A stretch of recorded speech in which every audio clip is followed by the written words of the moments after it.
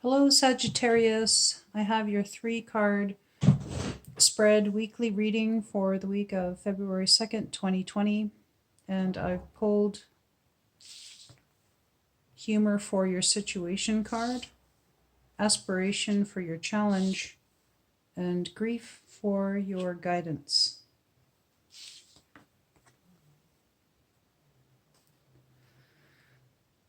Humor, fear, and anger awaken the power of your will. In the juxtaposition of realities, as in the primitive, positioned in the wilderness of an urban setting, find truth. See how you have chosen your illusions, as have others, and seek to feel the laughter that holds together your daily dream. Self-importance blinds you to the source of joy and humor. Awaken the power of your will and find your laughter wholeheartedly. Awaken your sense of humor. The painting is entitled The Time Machine. Life is often surreal with aspects of the primitive existing amongst the dominant realities of our hashtag quote unquote civilized life. We need our sense of humor to remember that it is dangerous to be caught in a dream, to lose the understanding that the reality of life as we know it is only an illusion. One day we will awaken and understand that what we have really come here to do. When we lose ourselves in self-importance and ego, we also lose our sense of humor and our understanding of truth and reality. This is an East card, as it is part of your process that leads to illumination. It is a card of the mind, in this case, a card of losing the mind, setting the mind aside, and living in that state of humor that puts everything in perspective. Humor takes you back to your beginnings. Excuse me. So that was your situation card. And for your challenge card, we have Aspiration. This card has shown up in a few of the readings for this week. So it must be an important message.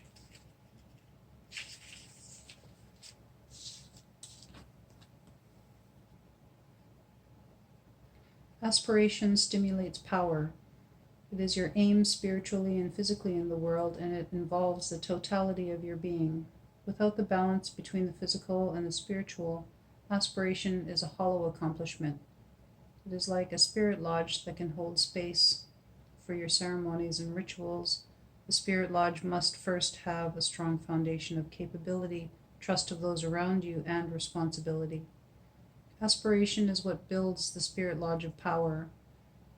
It is the quiet architect of your accomplishments, and it sits at the feet of power, just as the deer stands before the remnants of an ancient and powerful civilization come and gone. Keep your heart open, kind, and loving, so that the energy of the universe can move freely through you. It is difficult to aspire without judgment, but judgment limits you, putting a fence around your consciousness. Give much consideration to all your choices in life and a free flow to your process of aspiration. The painting is entitled Eternity's Breath. Hey! Sorry, my cat was, excuse me, scratching on something he wasn't supposed to scratch on. Eternity's Breath is the title of the painting. Witness a moment in time. The deer in his innocence, in his quiet aspirations for life, stands in the wilderness before the ruins of an Olmec carving. The Olmec head symbolizes the ancient dreams of death and rebirth, past civilizations meeting with the immediacy of current life, the wildness of spirit, and the purity of nature. Aspirations revolve around the eternal struggle, the ebb and flow of strength and wisdom that are a part of the North. Life cycles and recycles itself again.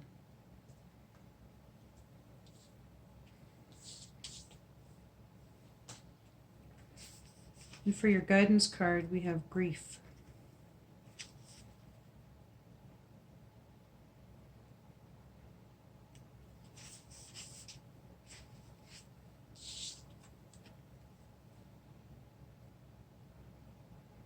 Grief deepens you, allowing you to explore the parameters of your soul. Perimeters of your soul. Grief is the only gateway to certain levels of consciousness, and it is a hard taskmaster. Through grief, you can explore every aspect of your dark side: anger, pain, abandonment, terror, loneliness. Aspects of the sacred wound that we usually try to ignore in our daily lives. Grief forces you to acknowledge those parts of yourself that are not yet healed. If you can look at grief as a teaching, you will grow. If you can look at grief with awareness and an open heart, it is one of the greatest teachers of all. The seeds of wisdom and enlightenment are planted within the wounds of grief. What is lost can come back to us again in higher ways. The painting is entitled First Noble Truth. So much of life involves suffering and loss, but great strength is brought to us through grief and the choice it presents. You can choose to learn from the experience and remain soft and kind, or you can choose to become hardened and cynical. Do not miss the lessons you are here to discover, even in grief. The Weeping Buddha, this symbol of the shaman going deeply within himself into the depths of his grief, holds grief in his hands before a solitary rose. The rose sits upon a stone altar in the shallow waters of a rocky ocean shore. The tide has gone out, symbolizing the elimination of desire. Final transcendence is at hand. The rose is one of understanding, recognizing that sadness and grief are only one side of a double-edged sword. On the other side is peace, joy, and tranquility in the knowledge that we are all one. This is a teaching of the West because grief takes us into deep, reflective thought, delving into our unconscious life to find the strength to transcend. In every death, there is rebirth and transformation. Do not be afraid to learn the lessons that are to be found in grief.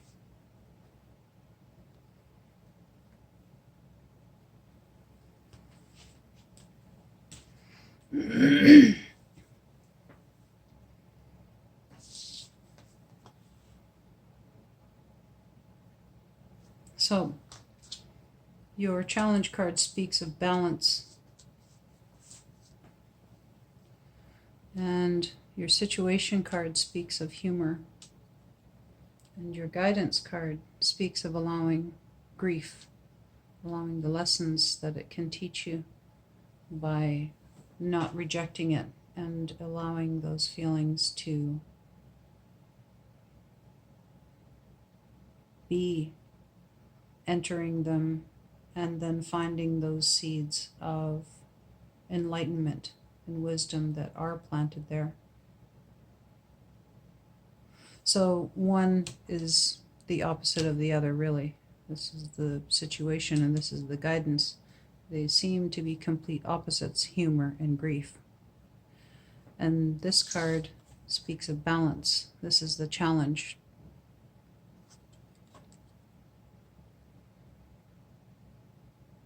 Keeping your heart open and loving, kind.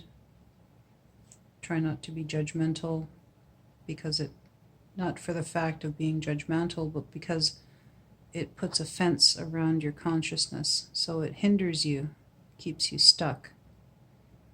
And when you're aspiring to something in your life without balance between the physical and the spiritual, you really have no foundations to create anything, including your own personal power, growing your own personal power, growing personally and spiritually during your lifetime is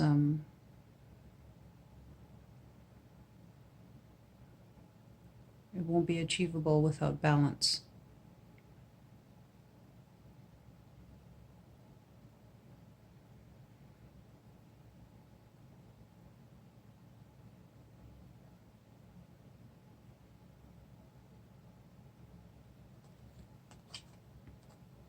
So if you do find yourself kind of swinging between, one extreme and the other this week, just try to remember the deer in front of the large Olmec head stone carving.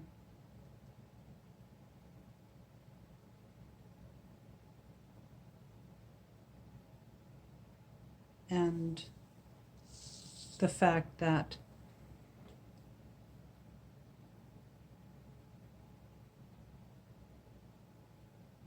what you have and what has gone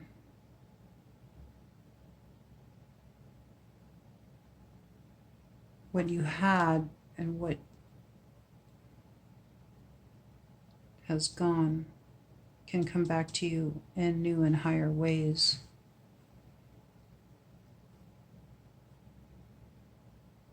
Not exactly sure how to put that into better words right now, but the gist of your reading is balance, definitely. So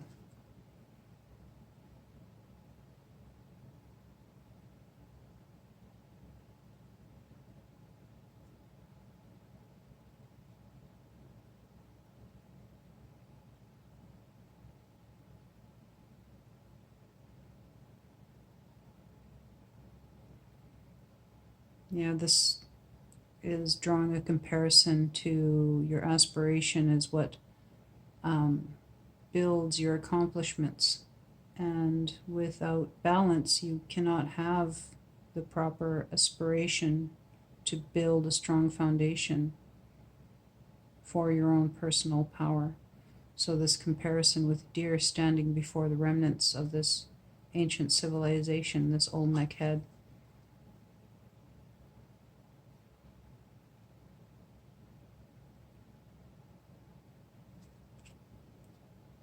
That's the comparison that they're drawing there.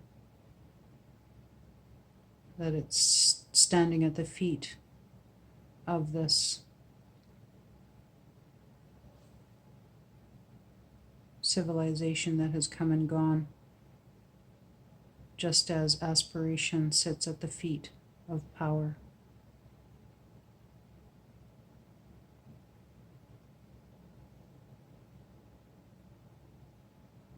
And to build that, that's where you need that balance.